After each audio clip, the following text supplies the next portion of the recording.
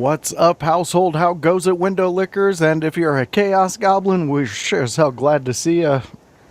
How goes it? It was a great Monday Night Raw. And now you're on the Tuesday night Raw review, and you're like, whoa, I see my two favorite bearded duo, but there's an extra guy. What the fuck is going on? How much acid did you put in the punch? Well, we didn't put enough, and you haven't drank enough. But we do have a new hombre onto the scene here. He is the one, the only fan favorite, Bruzy. What's What up, sir? What up? What up? Thank you for having How me. goes it? It goes, just another day, living it up. There we go. We got the mild-mannered Bruzy at the beginning. You'll see the chaos that he can brew up here shortly. I guarantee it. And we have always my bearded brother, my friend that's up north of me. He is Kevin Kalloway. He is the Chaos Goblin, the professional that does everything in between the rings, ropes, and all those things. So, Kevin, how goes it? How have you been? What's new with you? It's going well. Just got back from a bachelor party for one of my wrestling buddies up north. That was a lot of fun. But while I was up there, I know this has been a reoccurring segment. Kevin documents his video game collection. So while I was up there, I took pictures of some of the stuff in the video game collection. And I just did an evaluation. Hold on, I want to get the actual number here. So I added about 100 new games to it. And yes, I think it's up to 400 total games right now. Good. Yep. Nice. And hold on, let me bring this up. Tab.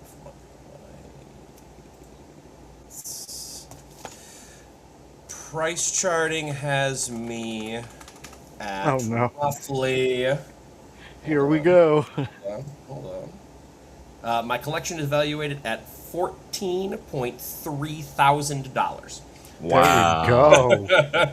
I love it. That's a collection, Kevin. It is. 14 grand. I still think my most. Actually, I want to check to see what the highest priced thing I have is. Yep, I'm still correct. It is still Mega Man X3 for the Super Nintendo. That cartridge alone is worth $350. Yeah, we went down that road a few weeks back, almost probably a month and a half back. And Kevin's collection now is just growing. Still not the end of it. Yeah, still not the end. And wow, that's amazing, Kevin. So what out of all of the games that you've ever played, give us your top favorite. Number one. Oh, Jesus. That's difficult, brother. It may be difficult, but you're stepping. Brother. Okay. You can't flash it without telling us. That's true. All right. It's locker room code, brother. I can't get past the entirety of my life without this game, so I think it's this game. If I play the theme song to this game, and Annie can attest to this, if I play the theme song when I've had a couple whiskeys, I will weep tears because it reminds me of a better time in my life. And not better time as in better as in like nostalgic. Yeah, it's more like easier. Yeah. More of like less responsibilities. It brings you back to childhood, and that's Wild Arms. Wild Arms nice. is my favorite RPG series of all time. I played it through so many times. I just platinumed Wild Arms 2 last year, and I'm working on platinuming Wild Arms 3 and 4 because they got added to PlayStation recently. So I'm going back and playing one of them collected on the PS1 or it's either 1 or 4. I can't remember which. If it's on PS1, it'll be either 1 or 2. Okay. If it's PS2, it could be anything. It could be anything from 3 to 5. I think I have a real issue of collecting the games and never like playing them. Like we have a used bookstore nearby, and I saw Vandal Hearts for the PS1, and I was like, "Oh, gotta grab that." Yeah, because it's like a Final Fantasy Tactics like game. Yeah, it is. It's the tactics-based games got really hot around the PlayStation era. I had a couple of them that were Different. I know I played Ogre Tactics. I played Ogre Battle 64, which is a little different, more like RTS and Tactics. Watch the Black Queen. I think that one's pretty. Which one? Sorry, I missed that. Watch the Black Queen. Was that on Yes. the SNES? I think SNES. Yeah. I think that's correct. And there was I think I played Shining Force on Sega too. That was I think my first Tactics game. Now that's my favorite Tactics game. That's 1 a and good 2. Tactics Yes. game though. Yes. It's great. But yeah, this collection's still growing. I still got to pick up more things. And fighting, I'll actually get to your question while we're here, because if we move on to Raw, I'll never get to it. The PlayStation news about digital-only games starting in 2027, or not 2027, 2028. I want to say it's 2 years from now. I dislike it entirely. Not because more people aren't skewing digital, because I think some people are, but because if we don't have some kind of physical ownership of things, Sony has a track record of taking them off of marketplaces and you not getting licenses back. So it takes more ownership away from the customer and gives more ownership back to the corporations, and I don't really like that. Wait a minute, Kevin. I feel it should always be based in physical, even if you don't own a physical. Go ahead. Wait a minute. You're telling me Sony, out of all the companies, hates when you physically own something? Oh, almost every company hates when you physically own something, because they want the means of production. Yes, I was alluding to Sony most of all because they seem to come up in a lot of notorious court cases where, you know, some people may not continue to walk this earth anymore, and Sony seems to be the hey, we were really upset that they wanted to do all this stuff with their own thing. Damn them. But yes, a lot of these companies that when they sign you up, well, they seem to think they own every bit of you. I'm surprised they don't make these guys collect piss jugs and sell them on the black market. Well, they can go to like, Amazon that's ours. That. Amazon workers can get them set up. Well, and that's why we brought Bruzy on here, because he has all the knowledge out there that you could possibly want on piss jugs out of all the things. All right, guys. Kevin, that collection, 14.3 grand, and it's not even gone through. Not done yet. So I still have a binder at my ex-fiance's house that I got to get from my tag partner. And it has just a shit ton of discs, and I have to make sure that, because some of the cases I didn't keep, so because of that, some of those games are in there. Oh, okay. Damn. All right. And Kevin did educate us on some of the reason why some of these games are more expensive and more sought after. When we brought this whole thing up, this is an ongoing thing, guys. So stay tuned with us here on the Tuesday. I'll be back next month with an update, probably. Yeah, so don't worry. There will be more updates on this one, fans. But we're here. We're ready to talk Monday Night Raw. We got a new content creator here with us, Bruzy, who is now part of the In Your House crew, with his very first appearance here on the Tuesday Monday Night Raw review show with me and Kevin Kalloway, now with Bruzy. So we're gonna have to get used to adding Bruzy into some of these sign-ins and sign-offs. So that'll be interesting. We need a new intro one where he's just plastered over. Insert me here. We'll just have like something that comes down and stamps his name on everything. Yeah, it'll be fine. We can figure that one out. But let's talk Monday Night Raw, guys. So we started off with a bang, in my opinion, with Paul Heyman and Brock Lesnar coming out there with the police. Well, what we were told led to believe were the police, because some of these tactics these police used, I would go back to Police Academy and maybe have Mahoney teach you some new techniques, because they got chucked. They needed Tackleberry. Dude, they were up there. Officer Hightire was not teaching self-defense that day. But guys, let's break down what happened in this, and if we liked it or not. Honestly, it came out to Paul Heyman bringing Brock Lesnar out like Paul Heyman does.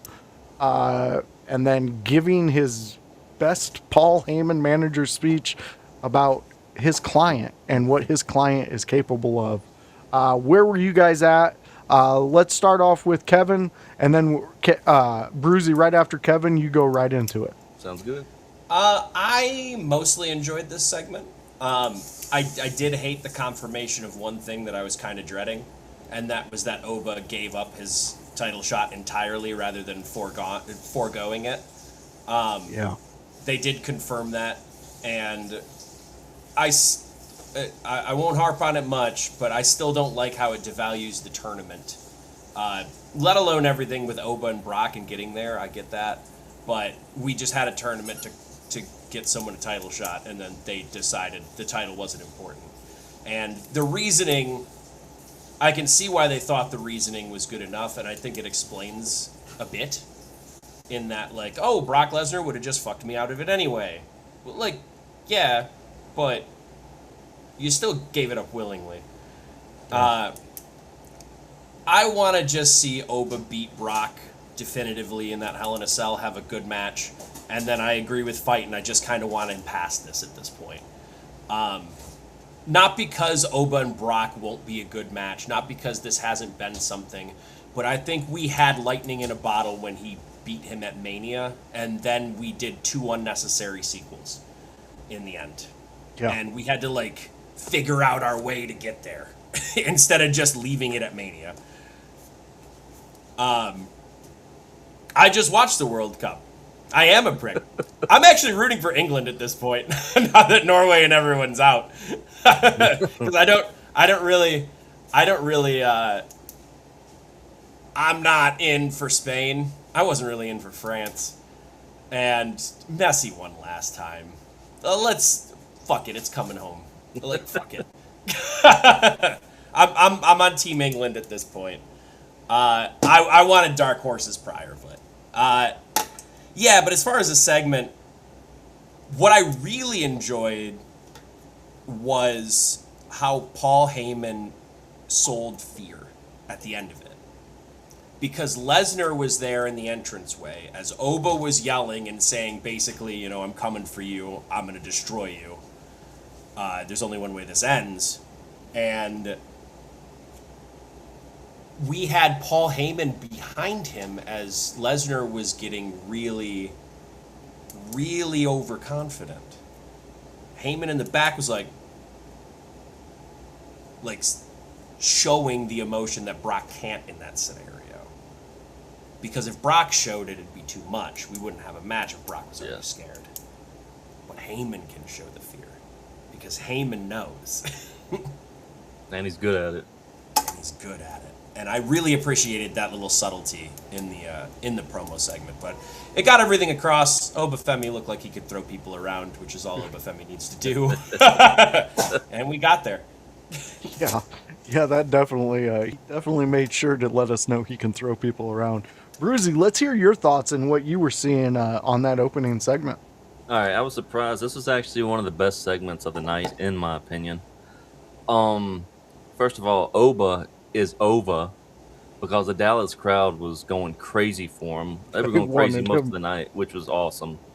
I love how, well, we find out later about the police protection, but I just found that funny. I'm like, Brock Lesnar, Beast Incarnate's got like 4 of the weakest looking Dallas cops I've ever seen in my life out here, or maybe 5. And I'm just like, okay, there's got to be something more to this, and we find out later about that. But yeah. And also, I noticed Paul Heyman said Dallas is used to violence. Was that a JFK assassination reference? Or because I was like, what is it? I think it was Dallas Sportatorium and Terry Funk reference. Oh, okay. But we're going to go with yours because it's way better.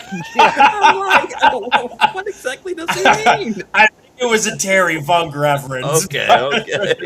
I'm with Kevin, though. Let's stick with the JFK reference. Listen. I like it.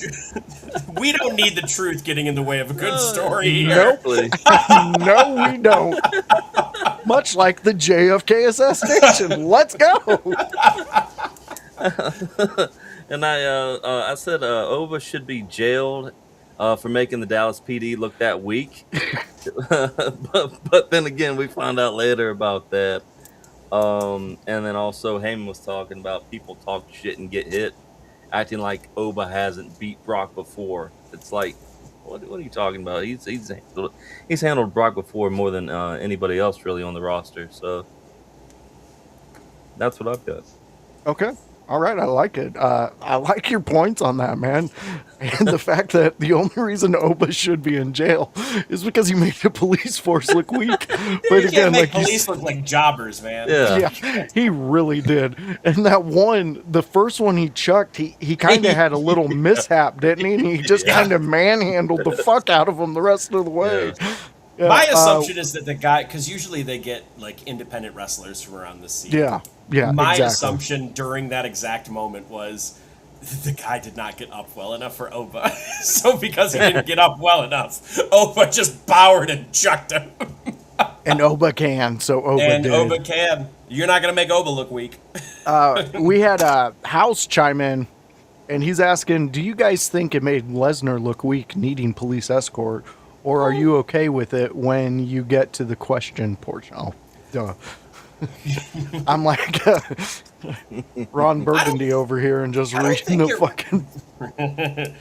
Read the teleprompter no matter Yeah, what. yep. I don't think it really made him look weak in the sense that Brock Lesnar didn't get beat down afterwards. He literally used them as a smokescreen. That's why I had the police. Yeah, exactly. And he just left the ring because the whole kind of the point of where Oba's coming from is that Brock Lesnar's a coward. He won't do the things in front of his face. He'll kick him in the dick. He'll do whatever he needs to do to get an advantage.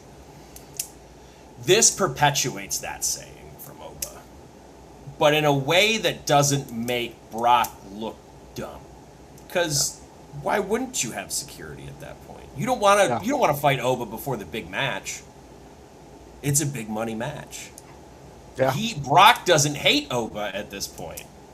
Brock beat Oba. Now, yeah, all right, whatever.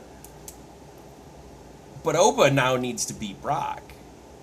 So in the story of how they got there, I think that one makes more sense. Because Brock now is throwing up smoke screens trying to get into Oba's head. Or maybe even Heyman is rather than Brock. And it's not working. Yeah. And it's classic bully techniques. And that's shown on Heyman's face later, like I said earlier, too. True. 100%. Heyman's playing his part, like you said in the opening segment. He played that fear part very well. He delivered it. And he's been doing it for almost 40 years. Yeah, exactly.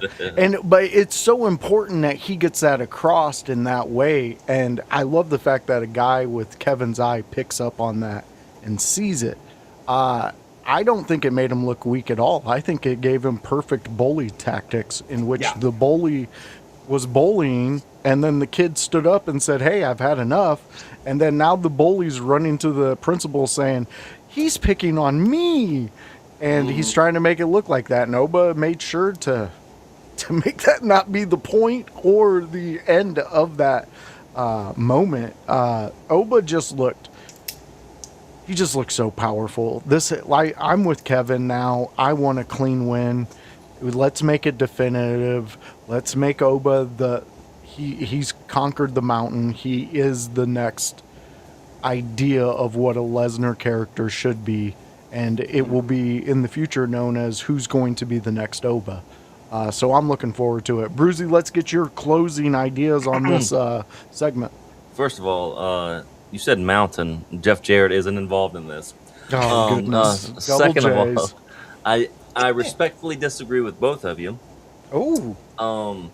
I think it's a perceived weakness, but it's when you find out what actually happens later, it's not really him being weak. It's Paul Heyman being manipulative and being smart about it, really. So it's a perceived weakness at the time that you think, oh, Brock needs protection. How weak is he? But it's nothing. So yeah, I mean, it's the sleight of hand. The magician showing you the trick, and underneath he's tickling your balls. You don't know where it's coming from, but you know you're getting your balls tickled, and you've seen something cool happen. So also, it's fun. And also, I don't think Oba needs to beat Brock at Hell in a Cell. I think he needs to destroy him Oh, okay. and not really get the win. Even if he doesn't win, as long as he destroys Brock Lesnar, it's a win. I would argue in order to fully destroy Brock Lesnar, you would have to beat him, though. In the sense that if Oba were to destroy him, run him through a bunch of cages, and then not beat him after a 15-minute match, and then Lesnar somehow wins, where are we going? Right. If Lesnar is to be around for another year, I guess. But at some point, somewhere down the line, Oba's got to beat Brock again. It isn't because if you take the Brock win away from him, because he destroyed Brock once, but then if Brock wins twice in a row, that Then one how destruction important was doesn't it? feel Yeah. as good now Yeah. because Brock beat him twice in a row. Yeah. So you could go to a no contest, Yeah. but I don't think Brock can win here. I just don't see it. I agree to an extent. I see like a Bobby Lashley Umaga type cage match thing happening here, where about to say Obama, Oba is going to just throw and destroy Brock through the Hell in a Cell and just break it down. Oh, I expect that Hell in a Cell to take a lot of damage. Yeah. I don't think we're getting to climb to the cage. I don't think we're climbing to the top of the No. cage or anything. These guys are too big. Don't need it. No, it doesn't need it. Boy, but would I it do be think exciting? I'm not saying it wouldn't be. But I think here, this is a good way for Lesnar to end his career if that's his choice. True.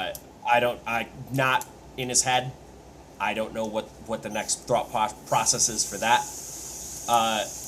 But what I do know is that Oba's ascension to the top will be stunted slightly if he loses to Lesnar here.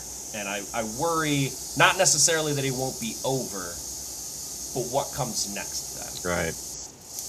Because I'm not really interested in an Oba redemption tour just yet. In the sense that if he loses to Brock, now he has to pick up the pieces. And I'm not really interested in seeing him pick up the pieces yet. Yeah. I'm interested in seeing him continuing to ascend until he reaches the mountaintop. Now, if he were to face Roman and lose, and then he has to pick up the pieces slightly, I think I could get behind that, in the sense that your echelon is up here at the title, supposedly. The main goal for any wrestler in WWE is to be world champion. That would be the main goal. If you lose at the main goal at the finish line, I think I can get past that and see more of a redemption coming from there. Lesnar is a large draw and it's a big match to elevate Oba, but to lose to Brock after you gave up a title shot starts making it look worse optically. There's certainly a way to get around it. You could have Brock Lesnar absolutely maliciously assault Oba's crotch, and there's a way through it. But at Very what true. point there, where are you going? Right. And I think that's what I worry about if Oba does lose here. Not saying they can't do it. I've seen him pull stuff out from a tailspin before. But there's easy money on the table with Oba. And I think you just get him through the match. You have Lesnar look good on the way out. And then Oba beats him ultimately. I agree with you, Kevin. I hope that's what we get. I hope that's the road they take. WWE's over the years, they've been very protective over Brock and his image and things like that. And what you said, in which just the clean win, that's what I need out of this. If you give me the Oba clean win, even though it's a war that happened, Oba gets that clean win, I'm a happy camper. I know Oba's in safe hands. Yeah. All right, let's put it. What was that, Bruzy? I think so too, is what I said. Oh, that was Kevin. Oh man, I gotta get used to voices in my head again. All right, so let's put a pin in the Oba talk because we will continue that talk. But let's go into the Io Sky and Roxanne Perez match. Guys, I would love one of these matches every single Raw. I liked this. Roxanne, to me, she has really, really come around in her overall packaging of her as a character. Io Sky, though, come on, that's a superstar. What are we doing? What are we doing if we're not putting rocket ships to Io? But it did give me more of a fandom towards Roxanne. Kevin, Bruzy, where were you guys at on this match? Brucey, you can go ahead. I thought it was okay. I don't know much about Roxanne Perez, but Io Sky I've seen before. I really like her. I was surprised she ended up getting the win here when it was basically 3v1, but there were some pretty good moves. Like I thought the slam off the apron from Io to Roxanne was sick, and then she followed it up with a nice springboard moonsault. Yeah. But it was a lot of back and forth. I thought this was a pretty decent match. Okay, Bruzy. So you let us know that it's been what, 8 years? You said roughly 8 years since you watched a full Raw. Yep. Let me ask you, since this was your first introduction to a full-length women's division match in those 8 years, where are you at with the wrestling of women and the evolution of that? Specifically with this match, because you haven't heard a lot about Roxanne, but let me tell you, this is a young star that has been really moving, and yeah, she's in the Judgment Day whole storyline. She's all over the place. Roxanne there's been a lot of people big on her since her WWE joining up with them. I at first was not a fan, did not see what everybody else is seeing. But like I said, with what I was saying about the match, she's really impressed me and made me come completely around to seeing what she actually does bring to a ring and a match. Okay, yeah, I kind of felt like, who is she? You know, never seen her. But at the same point, they were saying her accolades, and she was a former NXT Women's Champion. I was like, oh, okay, so maybe we got something here. But yeah, definitely look forward to her next match. I'll try to watch a little bit more of her. Maybe go on YouTube and watch some highlights. Yeah.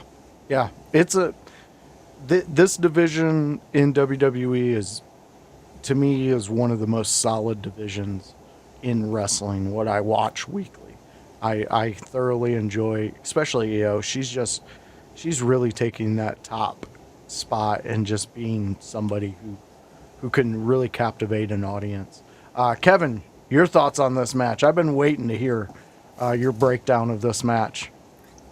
So, generally speaking, when you have a world title contender and there's a faction behind the world champion, they tend to go over and like misdirect and get through the other cronies first to get to the title holder. This has been a common wrestling trope for a very long time, so pretty much since the territories. In this case, we have Roxanne Perez, who I agree, Voice. I think she's growing more into herself. I am excited at one point to see her off on her own. Yes. Because I think that will be the real test. But as far as being in the group, I think she's done very well with it. And she's done more with it over and over and just showing these...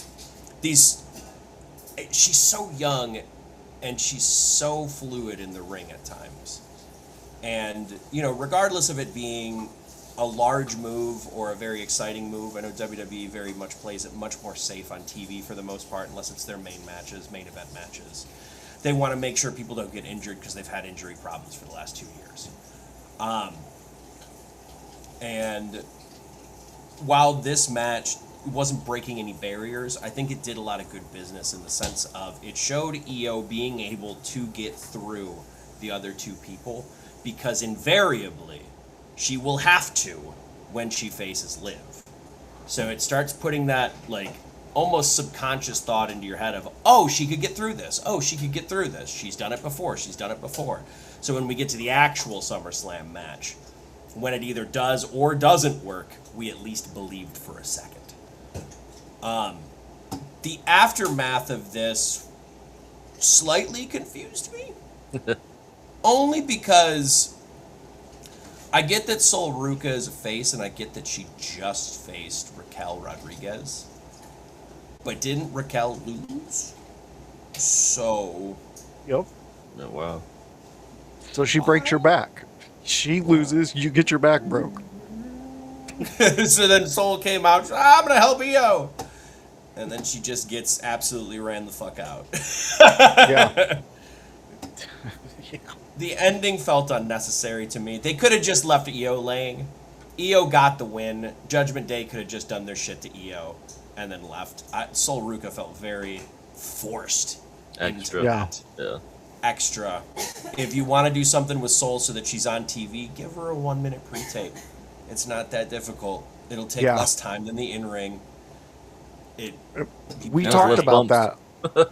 Yeah. Yeah. And we talked about that a lot in the past of how we wanted them to utilize that pre-tape stuff a little more with because I agree, Kevin. It did feel like they just shoehorned Soul into there when you don't have to shoehorn her into anything. She's No. a star on her own, and I see where you're coming from on the ending of that segment. But at the end of the day, though, the biggest result, what they're trying to get out of all of this, is the Liv and Io match, and I think that's going to be fantastic. I do think that's they gonna got be a that great across match. well. It's just Yeah. just the Soul thing was a little confusing. Let's 100% on that one. Let's see what House is saying here in the chat, because I thought this was a pretty interesting one. Kevin, why don't you take this one away? Io is like Rey Mysterio in the way that she wasn't supposed to be where she is as far as stardom, but she's just too damn undeniable. I would agree with that. I don't think that she was in the heads of other people. Yeah. I would argue that Rey was in the heads of other people when he came from WCW. Now, in WCW, I would agree with that statement. But once he made it to WWE, I think they already knew what they had to some extent. Yeah. I would liken this, maybe not as extremely, but more to Bryan Danielson in WWE, where the people just got behind him, and it was just like, no, you fucking give us this person or else. Yeah. Yeah. And I don't know if it was it. I do know it wasn't quite to the extent of Bryan Danielson, but it's the same kind of feel. Maybe it's even more akin to the Kofi Kingston run, where he had the world title win over Danielson, where the Kofi Mania struck. But it fizzled out because of whatever reasons happened with booking and how they presented it. Io hasn't fizzled out, and they haven't had the same issue. No. She's lightning in a bottle, and they're doing more with it, which is good. And I think we can keep building on Io from here. She's already at the top, but we can keep going. We can get her high into that marquee level, because I don't think she's quite there yet on how they feel about her, regardless of how other people feel about her. Yeah. I can see that. Some would Brucey, say do you have she's- any thoughts? Some would say she's sky high, but but no, yeah, Io's great in my opinion. Like I said, I haven't really watched much, but I did watch the pay-per-view that she had with Asuka a couple months back. I can't remember exactly what that was, but that was, Backlash. I think so, yeah. That was a great match, and I think I became a fan of hers there. Yeah. That's a good match to become a fan of hers on. We will stay updated to the Io Sky and Liv Morgan saga as they continue on to SummerSlam. But I believe we had the in-ring promo in which Jimmy was out there. Royce came out. Oh, not yet. No, before not We that. yet. did actually, there was a different in-ring promo first. The Vision. Who was? It was the Vision and Oh. Otis Yeah. and Tozawa. Yes, And I forgot all about that. I think someone may have said it either in the chat or I saw it, someone else say it. I don't remember now, and I can't browse through the chat that quickly. It constantly and consistently amazes me how over Otis is no matter what. Yes. He could be gone off TV. He could be doing nothing. He could be doing a hot dog commercials. This motherfucker comes back on TV and starts talking, and the place is in it. They love him. are here for him. He's so lovable. I want them to do more with Otis once Tozawa retires. Because I want Tozawa to have his final moments with Otis, because I think they're better that way. And Tozawa can't have that many years left in him. As good a shape as he's in, he got more years out of himself. But he's older. And because of that and the way he works, I think he's going to end up being out. And when he does, I think Otis having... I'm not saying Otis has to be world champion, and I don't think he should at this point. But there ain't nothing stopping him from being a U.S. or an Intercontinental champion at some point. That's 100% on that one, Kevin. Agreed. Even if you want to give it to him for a week or two, it doesn't have to be a long reign. You don't need that. It doesn't need to happen that way. You just want that one big lightning in a bottle fucking pop for Otis winning a singles title. Yep. That's what you want. Yeah, I agree. I threw in the chat last night after watching that segment that Otis and Tozawa are going to be the next tag champs. They might be. I think they're going to put that on them, and maybe that's Tozawa's last bow. The swan song. Yeah, maybe those are his flowers he's getting. Everybody in this segment had been questioned in the past weeks on, as we've seen some people let go, some people were asking, well, what are we doing with these guys? Why are they still around? We haven't done this with them. Everybody in there has been asset. With the Vision on their side, minus Maxine, it was injuries. We were questioning. I mean, snake bitten was said over and over and over on this. Over and over. Yeah, on this podcast. Well deserved, though. It wasn't just out of the blue and us being hateful. It was well deserved. But everybody, my whole thing is everybody in this, they've been questioned from the past couple months. But everybody pulled off exactly what they were supposed to in this segment. I want to give the biggest flowers to Maxine. I think the character work that she's doing right now is giving us the top performance she's going to give us. And I think it's going to be fantastic because it adds into what Austin Theory's trying to do. And for so long on this network, we have been screaming the praises of Austin Theory and wanting something big to happen for him. And I think this is going to help that push and make that come true. Bruzy, where were you at on this one? I liked it. I love the name they gave Maxine, the Vision Queen Maxine. I thought that was really good. And I thought it was funny. It seemed like before Otis and Tozawa came out, it looked like her mic stopped and Theory was trying to hand her a new one, but I don't know if it was just, I don't know what happened there, but once Otis and them came out, it started going good. I think Otis needs to drop Tozawa. I do. Here we go. I don't know. It's just Tozawa. I was really hoping it was going to be some kind of a swerve here where he was going to, do the Buff Bagwell on Scotty Riggs and drop Tozawa and jump on the Vision. But that didn't happen. And they can only seem to put Otis in love angles, and I don't understand that. I think Otis is, like he said, like Kevin said, over, like Rover. And you're talking about putting a title on him. I think seeing him go up against Braun Breaker in the future would be great. I think bringing Chad Gable back in, having them two fight over a belt at some point would be really good too. But yeah, I really enjoyed this segment, and I hate it for Otis and Tozawa. It looks like they're going back to catering for a while. So I think they'll have a tiny feud with Division. I'm not sold on them winning the titles, but I think they'll be the next people to challenge for them. Simply because of Maxine's history with them. And Fightin' wrote, Maxine's one of the worst women's wrestlers I've ever seen, no disrespect. This is a way to have her not wrestle.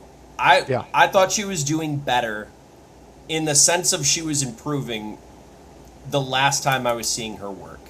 That being said, you have a plethora of women who are much better workers. Not to disrespect Maxine, but there's a bunch of workers coming up.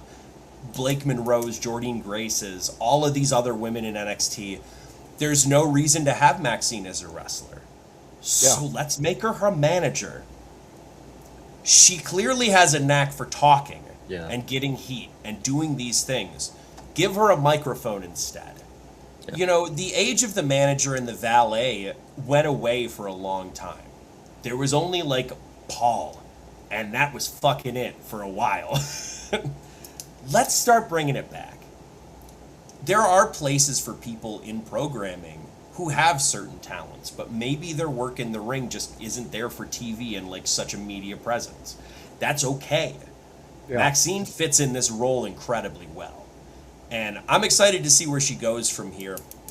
I don't necessarily need to see her wrestling a bunch. I would rather see her in a manager role here getting heat for people. Yeah. And I think that's a better use of her. Well, and her and Theory are really good too together. I think. Agree.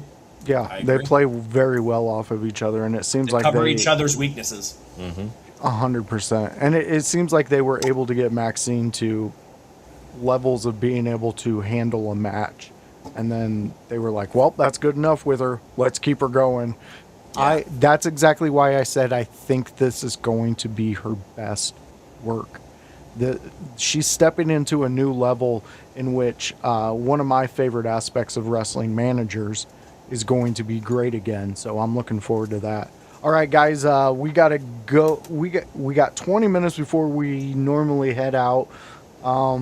Let's get into the Bloodline and Solo, LA Knight, and Royce Keys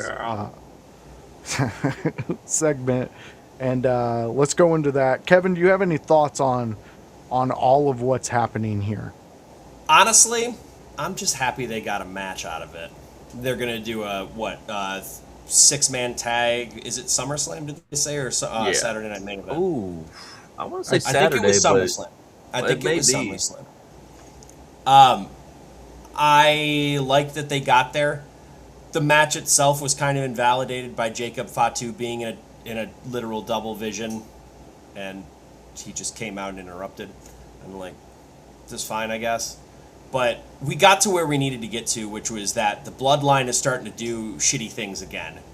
And if the Bloodline's doing shitty things again, I think we're headed more towards a more solidified, at minimum, tweener run for the Bloodline, where they're just kind of doing what they need to do to do it for the family and do full Dominic Toretto. Nice. And yes, it is for at SummerSlam, 6-man tag at Summer. Bruzy, where's your mind at this? It's an USO match, so it's a dud. Match started in the commercial break. I like Jimmy better than I like Jay in the ring. I agree, but not by much. Match started in the commercial break. I hope it ends in one.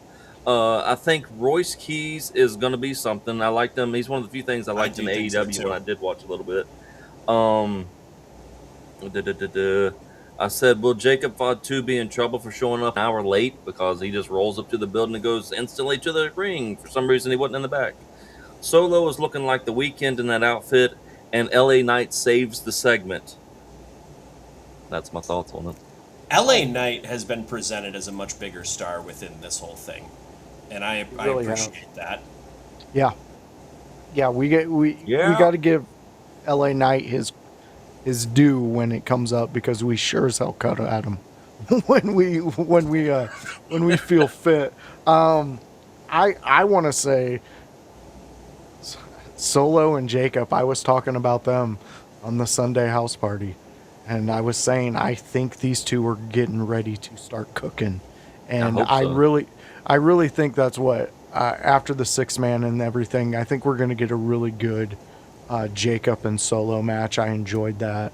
LA Knight, I actually enjoyed a segment with LA Knight in it. He didn't annoy me. He actually made sense for being in the segment. Yeah. So I fucking adore that. Yeah, like you're building me up when you got that. Again, Solo, I like where Solo's at. He had me. I thought he was going bloodline. I thought that's what they were going to do because that's what they've Yep. done. Right. So when he started spiking and going after his family members, I was all for it, and it was almost like he knew he just had to withstand because he knew LA Knight was going to be jumping out there. So, and I'm glad it gives Royce Key something to do Yes. that's meaningful, and he is seen and highlighted. So I'm looking forward to that. And don't worry, chat, we will get to you. We just got to get through Monday Night Raw. Okay. So from there we go into the Lyra Bailey. Would it be Lyra Bailey next? Yes, we briefly had Paul walking off on the Vision. This is where Yes. he technically leaves the Vision, and then we find out also, which I'm all for. with Adam Pearce finding out those were fake cops with Obafemi. Yeah. It's so fun. I'm all for Paul being What a out of weird the Vision story. at this point. I think Maxine is filling the role, and Yeah. we don't need 2 managers. 2 managers will make it worse. Lyra and Bailey, not a whole lot to talk about on my end, in the sense that like we're just pushing it forward. Yeah. I like how Lyra came out in almost a rucksack, and she came out in a bag, and she looked like she hadn't been, showering for days, like she was distraught. She's been on some dusty roads. She had some dusty trails. Yeah. So I was talking to my buddy about this because I go over to his place and watch wrestling, and I looked at him and I go, this is giving me the vibe of Obsession, not necessarily the same theme of it, but the vibe of Obsession that Mickey gave me with Trish, in the sense that I'm not saying we're about to have, a bunch of pussy grabbing at Mania or anything. But Maybe what I am SummerSlam. saying is that, like, the obsession of Lyra with Bailey is, analogically, pretty similar to that, in the sense that she's so obsessed with it. Another one that comes to mind is Trish and Victoria. Same basic thing. Yeah. So I'm looking forward to it. Excuse me. You had a question directed towards you, Kevin, in the chat. Oh, She like a degenerate hippie. A little bit. Put some flowers on there. We can make that work. Well, Bag of magic mushrooms. all the things that you're saying about her and where her psyche is going. Yeah, I mean, she's playing. She looks like her and the girl from The Ring they were dormed up in college together, and well, she may collected some bad habits from that girl that was in the well and came out of the television. She's playing it well. We always talk about storylines and those little things of pushing stories, and I think with what you were saying, Kevin, and what we were presented is exactly what they're trying to portray. And I think when you can make all those dots connect, and then she comes out and does that visually for us, you're hitting on all strides. Bruzy, where were you at? Bailey. Love Bailey. She's great. Lyra looks like she needs a bath. The crowd couldn't care less. And it was a dud segment. -5 stars. Oh, well, -5 might be a little harsh. I don't think they absolutely floundered, but I don't think that they hit on all cylinders either. I think we're in a wait and see period for Lyra right now, and Bailey hasn't been truly like super relevant in a long time. So because of that, they're kind of going off Bailey's past glory, and I don't think the crowd is connecting as much because Bailey has kind of been here or there with persona shit as well. It's tough to get behind someone who is like split personalitying as well. It's just tough. And that's another thing with Lyra. It's similar to Roxanne. I don't know enough about her yet. Yeah. Yeah, Fair. you'll get to see her more and more on the Monday nights. She's another one that at the beginning I didn't understand, didn't get. I likened her to the Always Sunny in Philadelphia tag team, the Birds of War, because she came out with all these feathers, and I don't know. My mind goes into weird places, but she has proven herself over time, though, with watching her matches and the way. Once she gets in the ring and you see her perform that way, I think a lot of your perception might change on her, and you'll see. Yeah, you'll see why. She's always been a get good behind in-ring her. worker. She's always yeah. been missing something outside of that. 100%. Think 100%. like a female Austin Theory in my book. Very consistent in the ring, very mechanically sound, very good within the ropes, and then she just doesn't have a character that she's willing to commit to yet. I'm hoping this will be the change. 100%. All right, so we moved on forward to, well, we had the gauntlet for the Intercontinental Championship to see who was going to go on to face Penta. We started out with Dominic Mysterio and say his name and he appears. I believe in Joe Hendry. Hendry. By the way, commentary note here. Michael Cole has taken to overpronouncing the D in Hendry's name because he could not fucking pronounce it for a calendar year. He would call him Joe Henry every single goddamn time. That's why he never appeared. He said his name wrong. Exactly. That's why he couldn't get any wins. He never appeared. So Michael Cole during this segment, like, he went Joe Hendry, fucking overpronouncing every time. And I'm like, thank God someone smartened Cole up. Yeah, 100%. And I think that said, "Sucker, you don't say his name."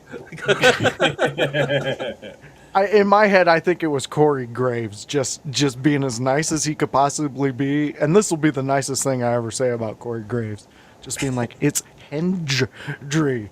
You got to get that D in there, buddy. And he's like, oh, whoa, okay, yeah, but I enjoyed that too, Kevin. That kept flying through I was like, why is he saying it so weird?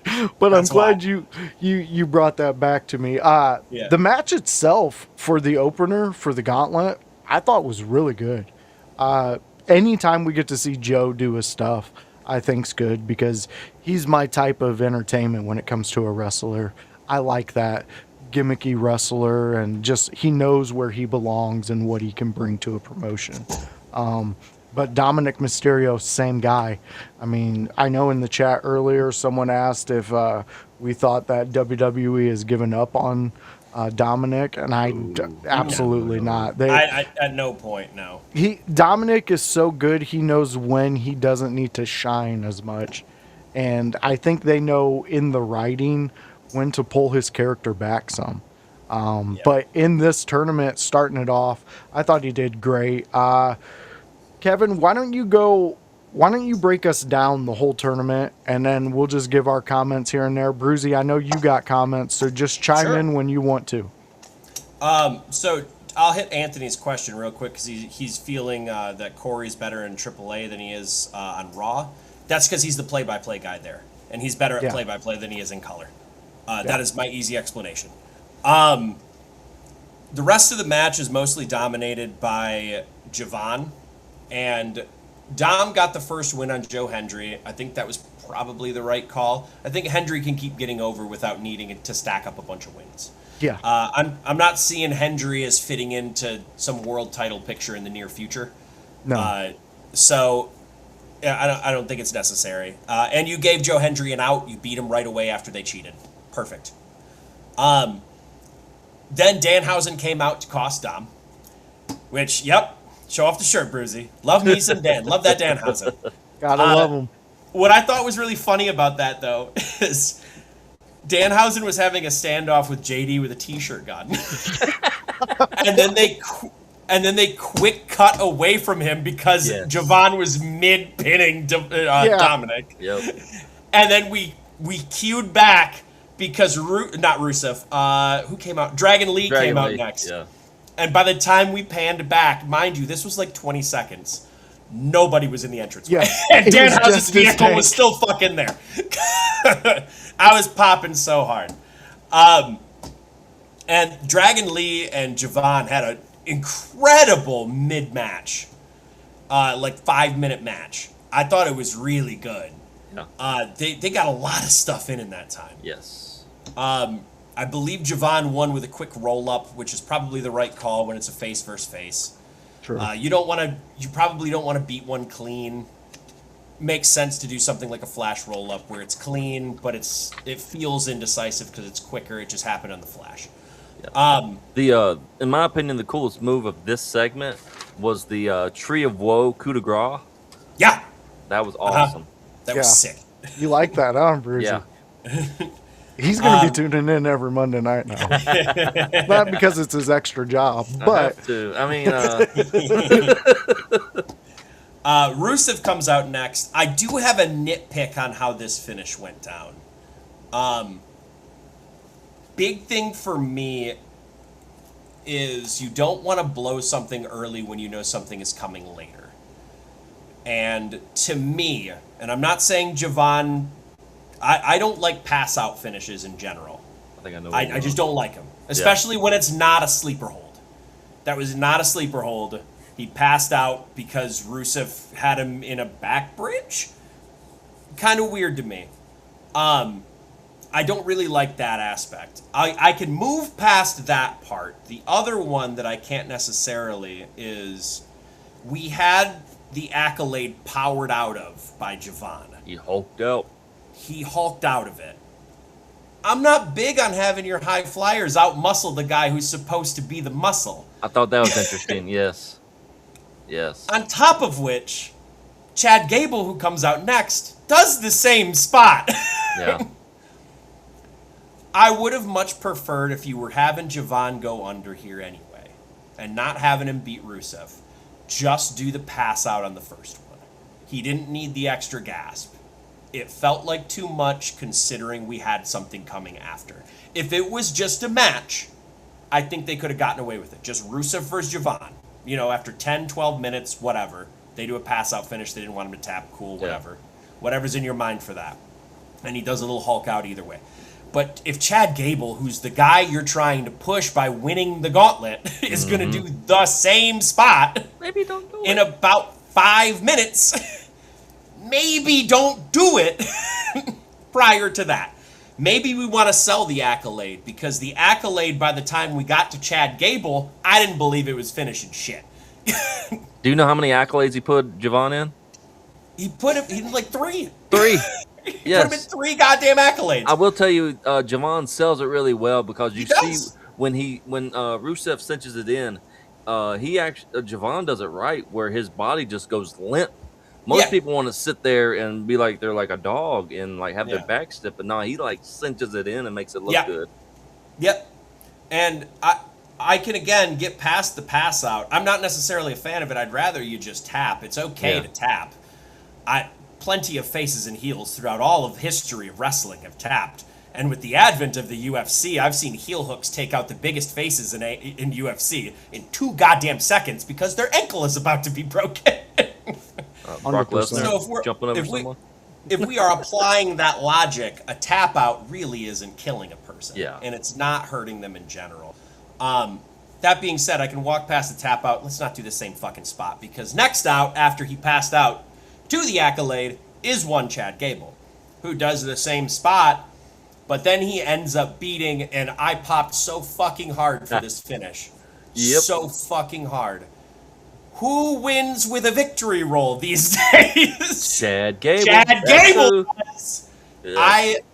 What you guys don't know is I was on a personal crusade throughout my 8 to 9 years of in-ring wrestling to get as many victory roll finishes as I could, because nobody used that fucking victory roll. So I came up with like 5 ways to get into victory rolls just to get beat by him.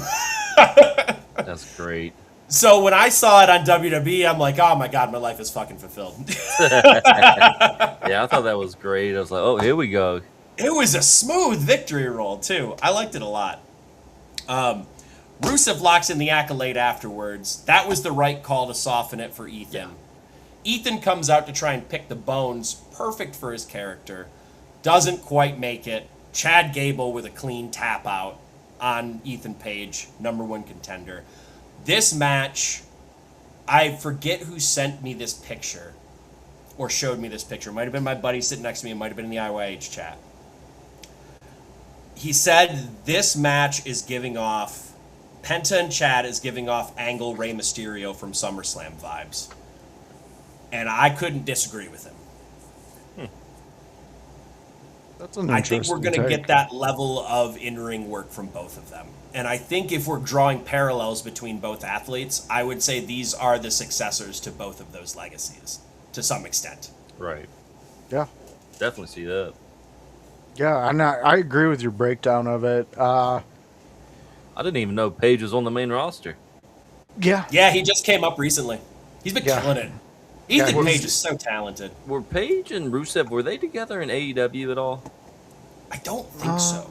Okay. Yeah, I don't don't think recall them. Because when Rusev was leaving and he was standing beside Paige on the outside, it just looked like I had seen that before, but I was probably wrong. They could have had some type of interaction, but Yeah. I mean, we watch so much wrestling to pinpoint that. Yeah. That'd take a miracle.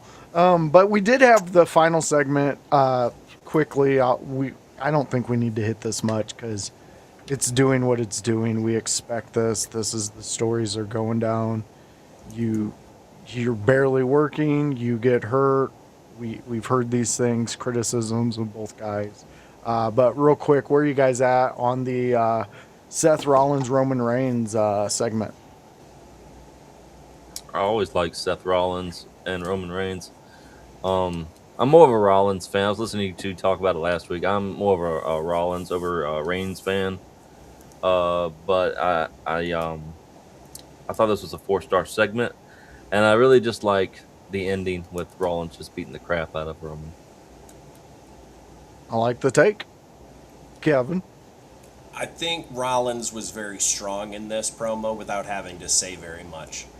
Yeah. I think in the body language he got it across because Roman was trying to send a bunch of salvos his way, and Rollins just kind of, he wasn't phased. Yeah. He's a man at the end of his career, and that's how he's playing it because I think he is. Okay. I think he knows it based on how many injuries he's had and how he has to, just like Roman had said, are you going to have to get injured after you win this title? Because Yep. that's what keeps happening to Rollins. He keeps getting injured. He doesn't want to change his style because he doesn't want to. I think he just wants to go out on the top of his game. Well, Austin had to do it. I mean, one of the best had to do it. So. Yeah. Ospreay has done it over the years in a more modern way. Shawn He's changed his Michaels. style. Shawn Michaels. Hell, Shawn Michaels lost a smile one time. He got that back. Yeah. And I A think little goofy now, but I think Rollins was That's, very strong in this segment while Roman kept his gravitas and didn't have to get too much away from it. And I'm excited for the match. Weird how we got here with the Oba thing, but Yeah. you know, I'll take the Seth. And I agree with you, Anthony. Danhausen is comedy gold. And in the Attitude Era, I think he would have had some just sick interactions with a bunch of people.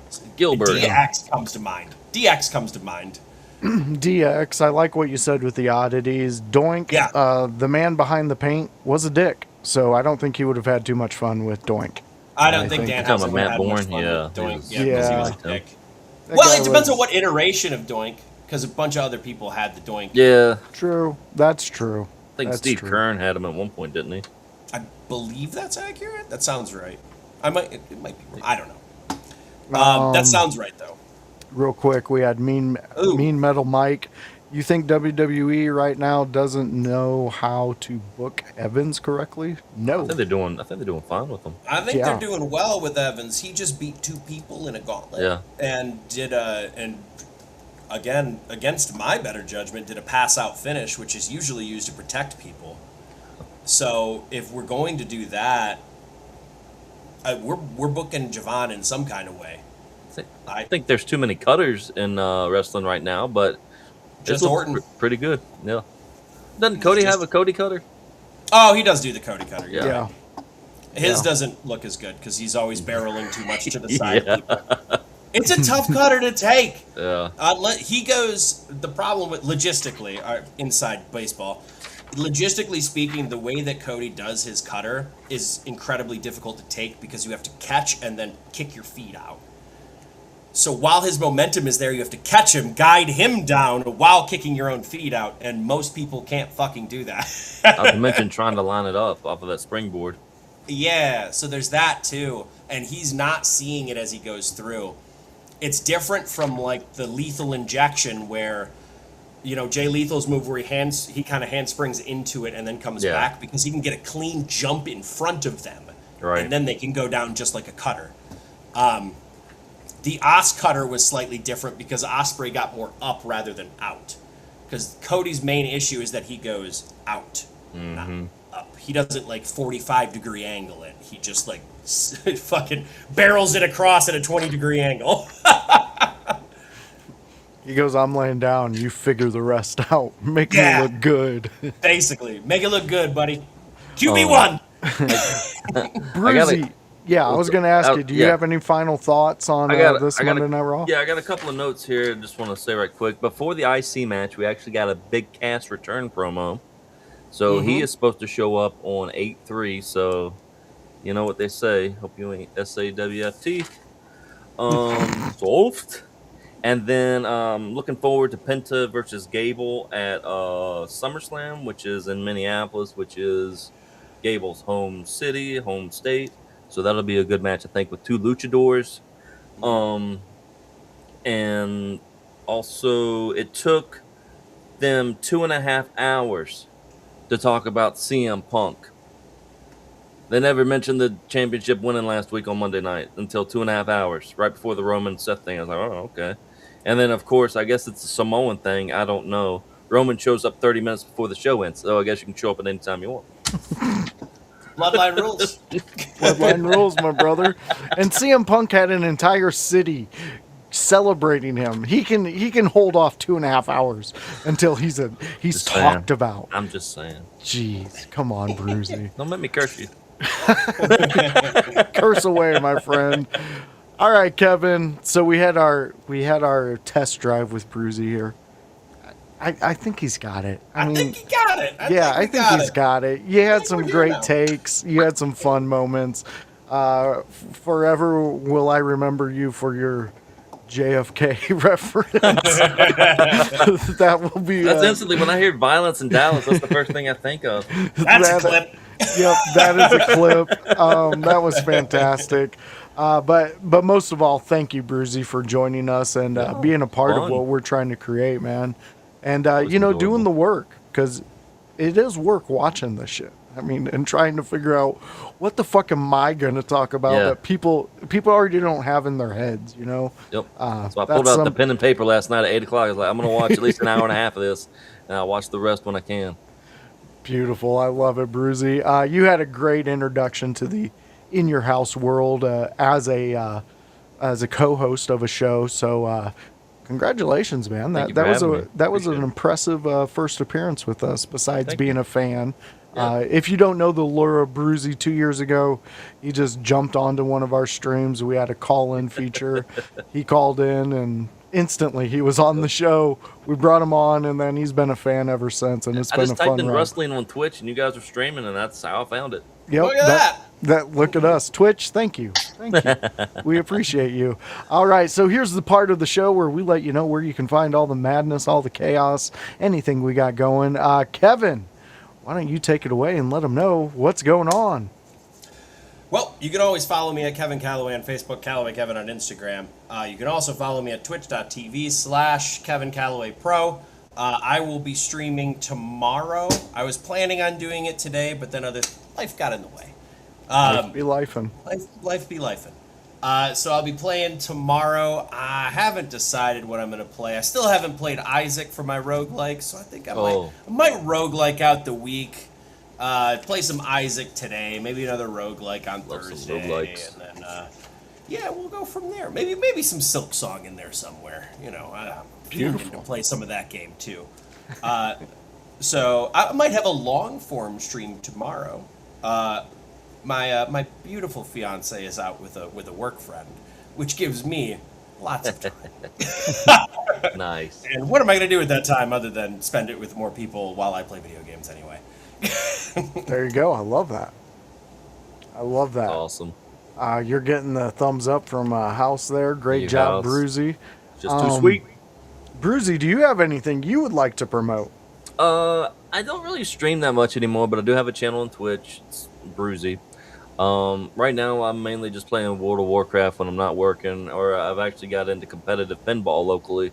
So that's what I like to do in my free time right now is play some pinball. And Wait, you go to places to play pinball? yes, sir. We're strapping a body cam on you, and we are going to give you some live content of some pinball playing. I need to do it. That would be awesome. That would be really That cool. would be really awesome. Can we make a video to Pinball Wizard? Ooh, We can. that'll We be can. the intro to every Actually, episode. I just bought a chest strap for the phone to record in case I want to do some kind of content out there. So Oh, shit. I thought Well, about there it. you go. Yeah. And besides that, I do also have a side channel. I don't think I've ever told you guys. It's called The Retro Recluse. A friend of mine got on TikTok late last year, and he's a decent sized streamer. And he was like, "You want to join in?" And I was like, "Okay, let's do it." And I like the name Retro Recluse because that's what I do. I'm into retro stuff. So Hell yeah. Beautiful. Yeah. All right, fans. So go check that out. Bruzy, send me some links and things like that throughout the week, and we will start getting some of that stuff put on here. We can get the Appreciate QR codes made and things like that very cool. to get all that stuff going. And followed. Hey, There Hey, you thank you, go. Kevin. Already got one. All right, fans. So for us, What guess about you? What about you, voice? you'll follow. He's busy hosting. I'll get there. Don't you worry about it. All right, fans. So if you want to hang out with us and our new friend Bruzy, who will be co-hosting with us, he is the third chair of the Tuesday night Raw review show at 6:15 p.m. Let me make sure we get that. And you know what, fans? If you're tired of hearing what we have to say, we have a website, www.inyourhouse.com. Go there. We have our schedule up. We have everything. We got blogs. We got videos. Oh, we yeah. got friends. New blog Friends, coming what are from those? Kevin on Friday. Forgot to promo that. Wow.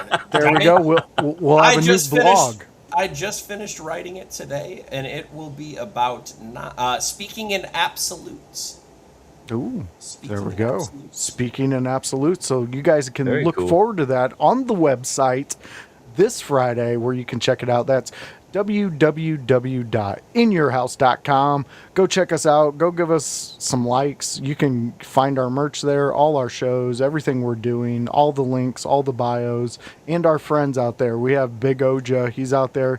He's also got his Cameo link on there. So if you ever want to get him to tell your friends they're jerks and he hates them and give them the finger, Big Ocean's there, and you can click right there from www.inyourhouse.com. Go check us out.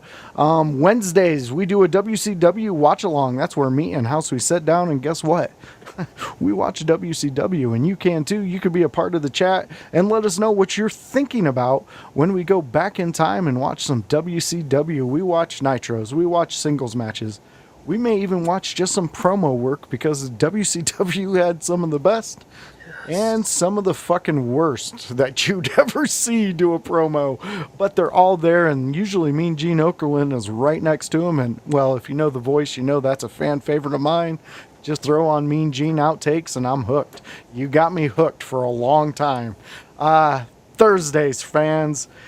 That's a fun show. That's the AEW Dynamite. Yeah, it's a fun show. It's a great show. It's an OG Tony house and voice show where we sit down and recap Dynamite. We tell you all the things that we loved, everything in between, and what we loathe. We really appreciate all you guys joining us on that show and making that what it is. It is picking up. It is going. OG Tony is really fallen into his own in that show with the In Your House crew. So come hang out with us. We have so many shows coming up. We have the late night shows going to start right after Monday Night Raw and right after SmackDown. That's going to be headed up by OG Tony and Chris Gonzalez, Gonzo if you know him, out there with Gonzo Sports Room and Gonzo's Wrestling Room. Go check them out. Go see what they're about. Again, go to the website, inyourhouse.com. You can come hang out with us. You can be a part of the action and see everything, what we're doing and our friends are doing. And for that, friends, I know that's a mouthful, Bruzy, and you got to stay till the end because, well, that's what buddies do. Okay, you don't leave a brother when he's pissing. You stand guard. That's what you do. Stand All guard right, and curse them. You can curse me. I'm in Indiana. There's witches around me everywhere, so I'll just go talk to one of them and get it removed. So, They can uncurse you.